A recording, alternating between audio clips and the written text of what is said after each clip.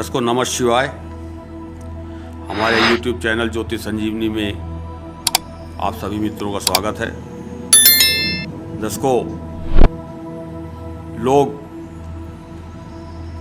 कुछ लोग जो है परेशान रहते हैं कि हमारी कुंडली में काल सर्प योग बना हुआ है और हम मंत्र जाप भी करा लिए, शांति भी करा लिए, उसके बाद भी हमें इसका फल नहीं मिल रहा है। दर्शकों, मैं आपको एक बात बता दूं, काल सर्प योग इतना बुरा नहीं होता जितना लोग उसको बना दिए हैं। मुख्य रूप से 12 प्रकार के काल सर्प योग होते हैं। ये आज मैं आपसे बातें कर रहा हूं तीसरे काल सर्प योग की, वासुकी काल सर्प योग। काल सर्प योग जब किसी भाव में राहु बैठ जाए और उसके 7वें भाव में केतु रहते ही है, राहु और केतु के मध्य यानी एक तरफ इस तरफ या इस तरफ यदि पूरे ग्रह आ जाएं तो ऐसा माना जाता है कि काल सर्प दोष बन गया। पर सिर्फ इतना कह देने से कि काल सर्प दोष है, कि राहु और केतु की स्थिति कुंडली में देखने के बाद हम ये कह दें कि काल सर्प दोष है, तो शायद उचित नहीं होगा। यहां पर वासुकी काल सर्प दोष की बात कर रहा हूं। ये तीसरा भाव है, 1 2 3, और ये 7वां भाव है। एक यहां से 1 2 3 4 5 6 7, यानी तीसरे भाव में जब राहु बैठे और 9वें भाव में केतु बैठे तो वासुकी काल सर्प योग का निर्माण होता है।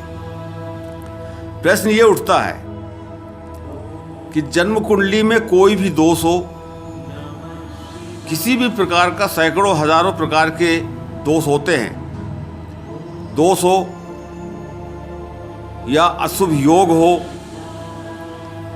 या ग्रह कमजोर हो या मारक ग्रह परेशान कर रहे हों, ऐसी स्थिति में किया क्या जाना चाहिए? प्रश्न ये उठता है। किसी भी अशुभ योग को सोच सोचकर अपने आप को परेशान करना शायद अच्छी बात नहीं है। अगर कहीं समस्या है तो कहीं निदान भी है। और यहां पर जैसे मैं बोल रहा हूं कि काल सर्प योग, सामान्यतः लोग देख करके कि राहु और केतु की एक तरफ सभी ग्रह हैं तो काल सर्प योग बन गया। पर इसके पहले आप राहु की डिग्री देखें कि जन्म पत्रिका में राहु कितने अंश पर है। इसका बड़ा ही महत्वपूर्ण है। फल आदेश करने के पहले इसे जरूर देखा जाए। राहु मान लीजिए 1 से 6 डिग्री के अंदर है या 24 से 30 डिग्री के अंदर है तो राहु कमजोर हो गया, और 1-2 डिग्री है, 3 डिग्री है तो राहु बहुत ही कमजोर हो गया। तो जब राहु केतु कमजोर स्थिति में जन्म कुंडली में आ जाएंगे तो कमजोर ग्रह जो होता है वो अपना फल किसी भी प्रकार से देने में असमर्थ हो जाता है। पर अधिकतर जो लोगों के प्रश्न रहते हैं कि गुरुजी मेरी कुंडली में काल सर्प योग है, तो मैं इतना आपको भरोसा देना चाहता हूं, बताना चाहता हूं। जब आप अपनी कुंडली देखेंगे तो उसमें लिखा भी रहता है कि राहु कितनी डिग्री का है। यदि डिग्री कमजोर है तो बिल्कुल कोई दोष नहीं है, आप उसकी चिंता न करें, घबराने की कोई आवश्यकता नहीं है। चलिए हम मान लेते हैं अब यहाँ पर कि किसी के जन्म कुंडली में तीसरे भाव में राहु है और 9वें भाव में केतु है और इसके एक तरफ बाकी ग्रह हैं, वासुकी काल सर्प योग का निर्माण हो गया। अब राहु की डिग्री भी 12-13 डिग्री है, 18 डिग्री है। इसके लिए हम क्या करें? वासुकी काल सर्प योग, मैं पहले भी बोला हूं कि कोई भी योग जन्म कुंडली में हो उसका निदान होता है, और उसके लिए हमें क्या करना चाहिए, क्या नहीं करना चाहिए, ये चीज़ें जो हैं थोड़ा सा महत्वपूर्ण होती हैं। तो किसी के कुंडली में यदि ये ऐसी स्थिति बनती है तो सबसे पहले तो ऐसे व्यक्ति को भगवान भोलेनाथ की पूजा आराधना करनी चाहिए, हमेशा करनी चाहिए।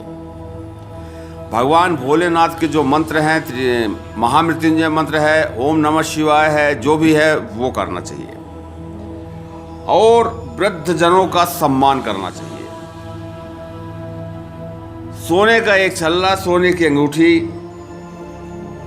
धारण करना चाहिए। मंगलवार को सुंदरकांड का पाठ करें, और साल में कम से कम एक बार अपने घर में बजरंग बाण का अनुष्ठान करवा लें। एक चीज का और ध्यान रखें कि किसी पशु, किसी पक्षी को पालतू न बनाएं, अपने घर में न पालें। पशु माने जैसे कुत्ता लोग बहुत पाल लेते हैं, पक्षी तोता मैना पाल लेते हैं। इससे काल सर्प दोष और दुखदाई हो जाएगा। ऐसी स्थिति में थोड़ा सा संयम बरतना चाहिए।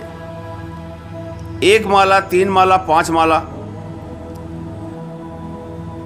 महामृत्युंजय मंत्र का जाप आप कर सकते हैं, अपने पूजा में आप जोड़ लीजिए। या नहीं कर सकते हैं तो 10 मिनट बैठ करके महामृत्युंजय मंत्र का जाप कर लें। आप अपने घर में, अपने शिव मंदिर में या किसी पवित्र स्थान में, पवित्र धार्मिक नगरी में महामृत्युंजय मंत्र का अनुष्ठान करा दें।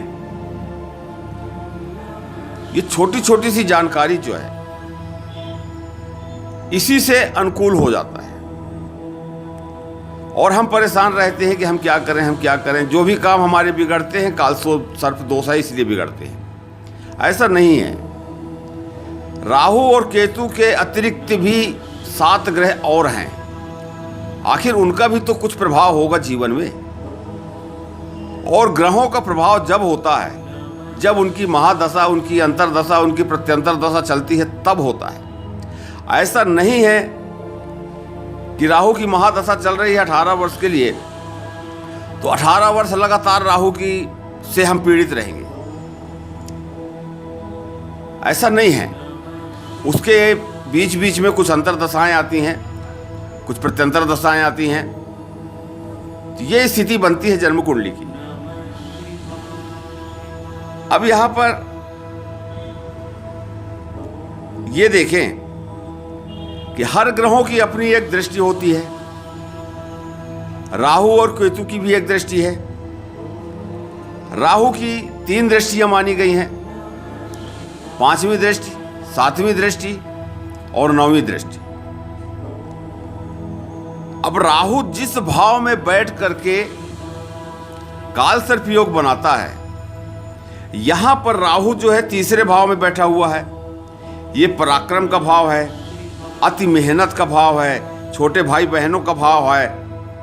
यहां पर जो है जब राहु बैठता है तो सबसे पहले 3रे भाव के जो फल हैं वहां परेशान करेगा, और इसके बाद राहु की 5वीं दृष्टि, ये सप्तम भाव है, ये 7 लिखा हुआ है, ये सप्तम भाव है।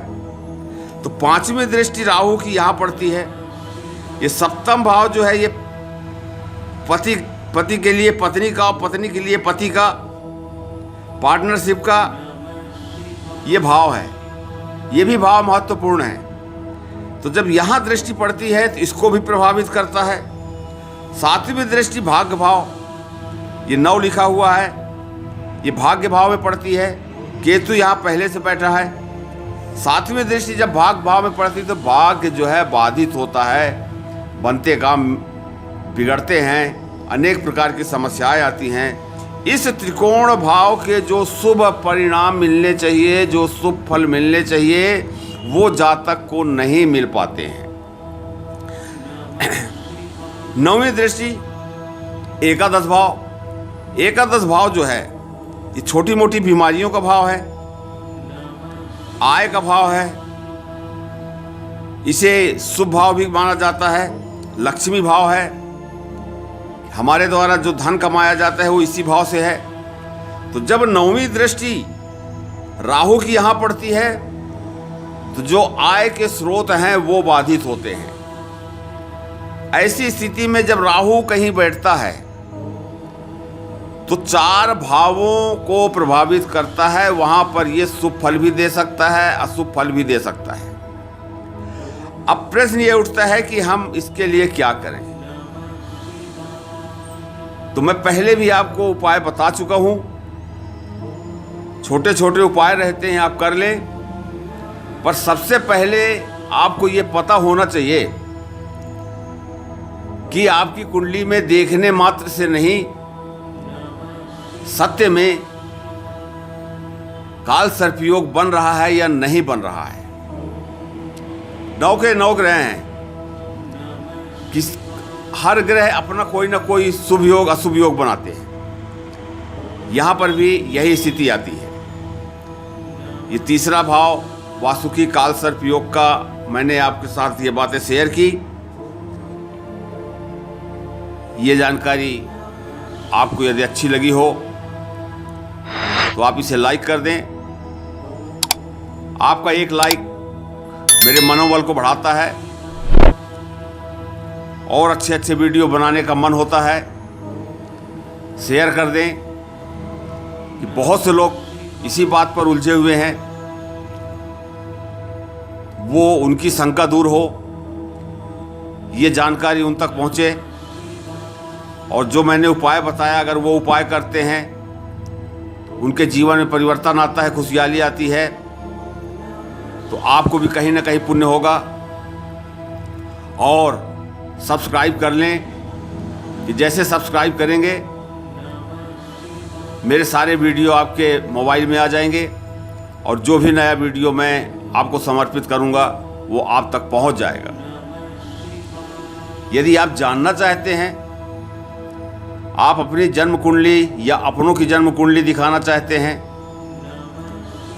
किसी समस्या से परेशान हैं,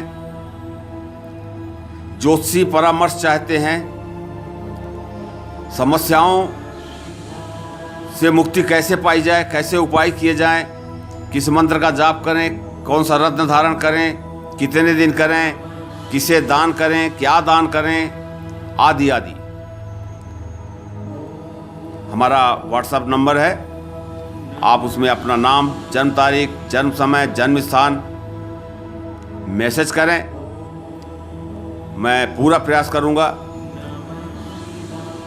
आपको बताऊं कि आपको क्या करना चाहिए। और कुछ दिनों के बाद, महीना, 1.5 महीना, 2 महीना, इसके बाद आपको लगेगा कि नहीं, हमारे जीवन में अब अनुकूलता आनी चालू हो गई। ये तो सीधे सीधे कुंडली देखने की बात है। कुंडली देख करके हम उसको कितने गहराई से उसका अध्ययन कर पाते हैं, और जब अध्ययन कर लेते हैं तो उसका उपाय भी हमारे सामने आ जाता है। इन्हीं शब्दों के साथ मैं अपनी वाणी को विराम देता हूँ। नमः शिवाय।